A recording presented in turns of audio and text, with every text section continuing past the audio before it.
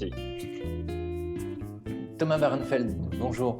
Je suis vraiment ravi de vous recevoir aux entretiens du Club de la franchise. C'est pour moi, mais pour l'ensemble de la profession et de la restauration, c'est un événement de discuter avec vous. Vous êtes un expert en la matière, vous avez été restaurateur vous-même. Vous êtes un spécialiste de la livraison, de la vente à emporter. Vous avez géré toute une flotte de livreurs et puis après, vous avez conseillé euh, pas mal de belles entreprises dans ce monde de la restauration. Et aujourd'hui, vous êtes directeur général de la Piadina, qui est un grand réseau italien bien connu. Et vous vous occupez donc de son implantation. Vous vous êtes occupé de l'implantation en France et de son développement. Une belle pandémie, si j'ose dire, a un peu perturbé les projets de toute la restauration. Euh, alors, expliquez-nous un petit peu, si vous voulez bien, comment ça se passe quand on est restaurateur, quand on connaît bien ce métier-là. Comment on gère ce genre de crise soudaine. J'imagine qu'il faut une certaine souplesse, une certaine agilité. Expliquez-nous un petit peu comment vous avez réagi rapidement à partir du mois de mars. Et puis aujourd'hui, on en parlera un petit peu plus tard. Oui, bien sûr. Déjà, bonjour Yves, merci beaucoup de me recevoir et pour cette présentation qui flatte mon ego bien trop. Les gens avec qui je travaille vont être bien tristes que tu aies gonflé mon ego. Comment on réagit? La première fois, on réagit en catastrophe, on monte des groupes WhatsApp et on y va. On ne sait absolument pas ce qu'on est en train de dire, ce qu'on va faire et ce qui se passe demain, mais pourtant on prend des décisions. Ce que j'ai trouvé de plus notable et de très intéressant cette année, c'est la deuxième fois on a dû fermer parce qu'on s'est rendu compte que la deuxième fois on savait faire. Comme pour la réouverture. À la première ouverture, c'était compliqué. C'était compliqué de rouvrir en même temps des restaurants dans tous les sens, des nettoyages, des réapprovisionnements, des contraintes logistiques. La logistique est un élément clé de la souplesse que tu abordais. On en parlera plus en détail parce que j'y suis plutôt confronté avec des produits qui viennent d'Italie avec des délais de livraison importants. Mais ce qui a été intéressant cette année, je pense, et qui est notable pour les gens de notre profession, c'est cette montée en compétence sur des éléments qu'on n'avait pas prévus. Et toute cette élasticité qu'on a appris dans les gestions, dans le management. Alors, j'espère que personne de l'inspection du travail m'écoute, mais aussi aux équipes à qui on a imposé des changements de planning très réguliers parce qu'on ne savait pas où on allait. On faisait des plannings en début de semaine et en cours de semaine, on les changeait parce que finalement, ça n'avait rien à voir avec ce qu'on avait estimé. On avait d'une semaine sur l'autre des tendances complètement différentes et ça a été compliqué. Ça a été compliqué, on le vit aussi également en décembre, où le mois de décembre, on a constaté qu'il commençait très bien. Et à partir de milieu décembre, les chiffres baissent, Alors, baissent fortement. pardon, quand vous parlez de chiffres d'affaires pour vos points de vente, expliquez-nous quelle est la répartition. Évidemment, il n'y a pas de service à table. Il y a le click and collect, il y a la livraison. Comment vous êtes-vous organisé? Alors, on s'est organisé, j'avais cette envie de retourner à l'ADN de ce qu'est un retailer. C'est-à-dire qu'un retailer, c'est quelqu'un qui reçoit un client, qui le sert et qui lui dit merci, au revoir. Donc, on a fait 100% de vente à emporter, sans click and collect, sans livraison. Et on s'est focalisé sur ce qu'est la restauration rapide, c'est-à-dire gérer les peak times, mettre le plus de ressources possible pour gérer les peak times, parce que c'est lors des peak times qu'il y a les clients. Alors, effectivement, Expliquez-nous ce qu'est le peak time.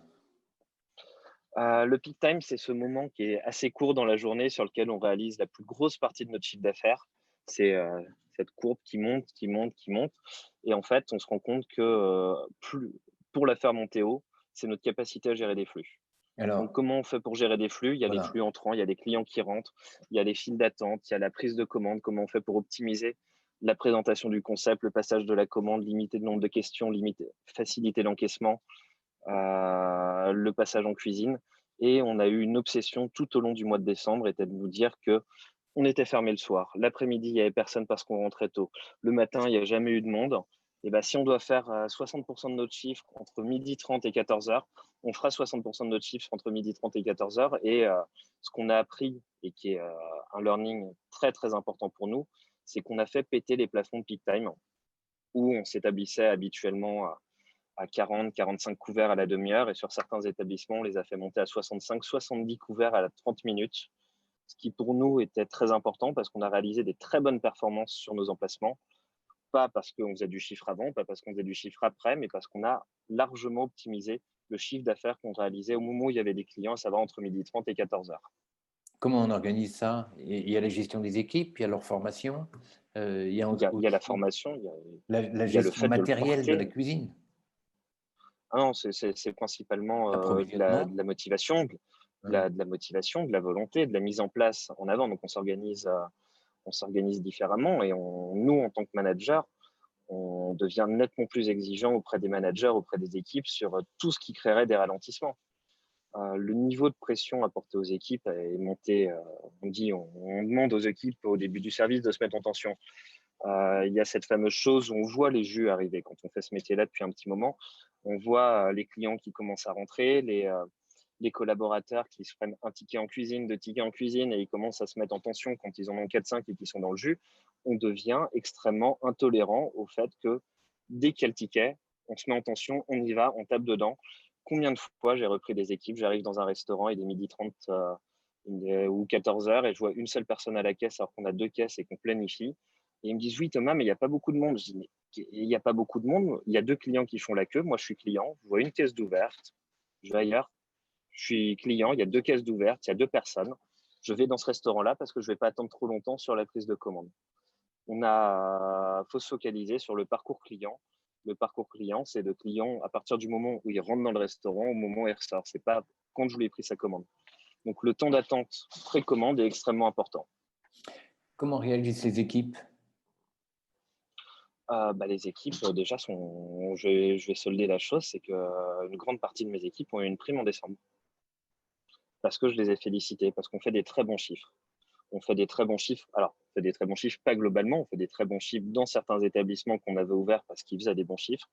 On a beaucoup d'établissements qui sont fermés, et on a une partie de nos établissements qui ont fait des chiffres quand même en deçà de nos attentes. Comment ils réagissent? Ils ont joué le jeu.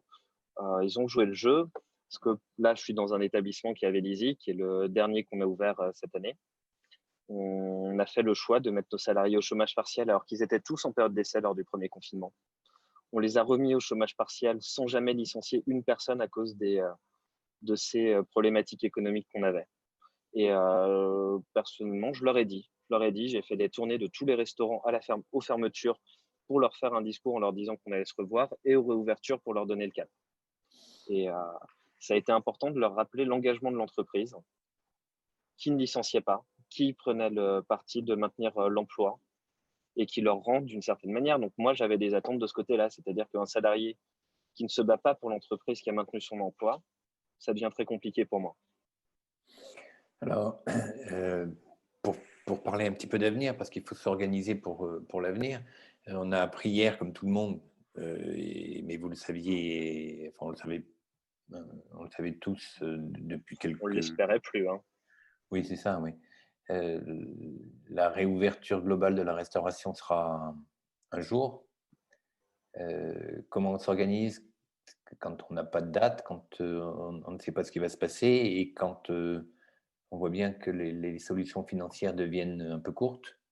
Je sais qu'il n'y a pas de remède miracle, que tous les conseils qu'on peut donner aux uns et aux autres n'ont pas trop de sens, parce qu'à part résister, on ne sait pas quel genre de conseils on donne. Mais alors, quand on est dedans, quand on dirige un réseau comme vous, quelle stratégie on peut mettre en place?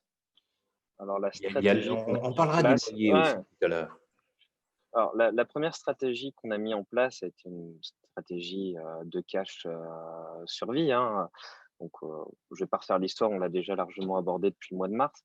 Mais globalement, j'ai eu une focus très très compte de résultats au détriment de mon bilan. J'avais cet objectif absolu de rendre mon compte de résultat break-even, parce que c'était la seule voie de sortie, je pense, de cette pandémie. ça a voulu dire pour nous beaucoup de fermetures d'établissements. On avait des établissements probablement mal spotés, on n'avait pas trouvé quelque chose, soit dans le concept, soit dans...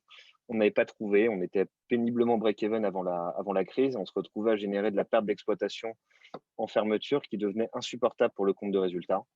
On a pris des décisions qui sont très difficiles. Mon actionnaire m'a d'ailleurs suivi sur la chose parce qu'on a dégradé le bilan en fermant des résultats où on est sorti la queue entre les jambes.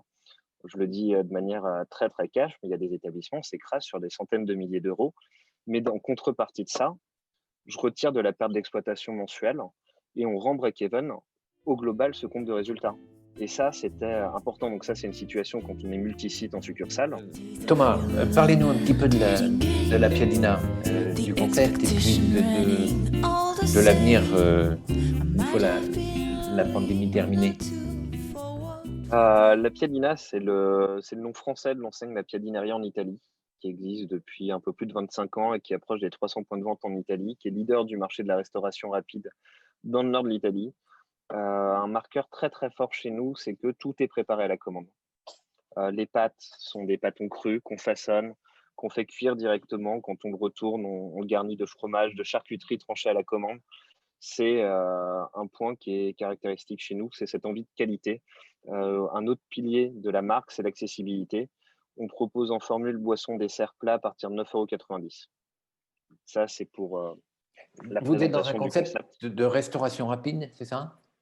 Oui, ouais, 100% rapide. La promesse, c'est quelqu'un qui rentre dans la file d'attente, il est servi en 7 minutes, un plat qui a été fabriqué pour lui. Ah oui, oui. Euh, Ça fait partie de votre et communication?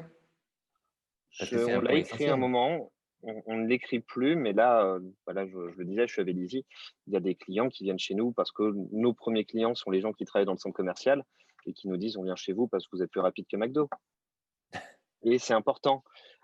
Et c'est important. La rapidité, surtout dans un centre commercial, c'est du temps qui est laissé aux gens pour faire autre chose sur leur pause repas. Et enfin, faut pas se mentir, hein, les gens sont parqués dans des coins à droite, à gauche. C'est insupportable d'attendre en ce moment parce que oui, on fait des flux, oui, il y a les gens qui prennent à emporter. Mais quand il y a 15 personnes qui attendent en même temps, on ne sait pas où les mettre. Oui. C'est un Oui, la vrai file sujet. Donc, d'attente. plus on va vite, Vous avez un plus les système de gens. gestion des files d'attente? Ah oui, oui, on a des beepers. On a des beepers Ah, automatiques et ça change la vie parce que ah oui. c'est un excellent système. Bien, Thomas, merci. Je vais vous laisser votre liberté. On voit que vous êtes dans l'un de vos restaurants. Merci infiniment. À très bientôt, Thomas.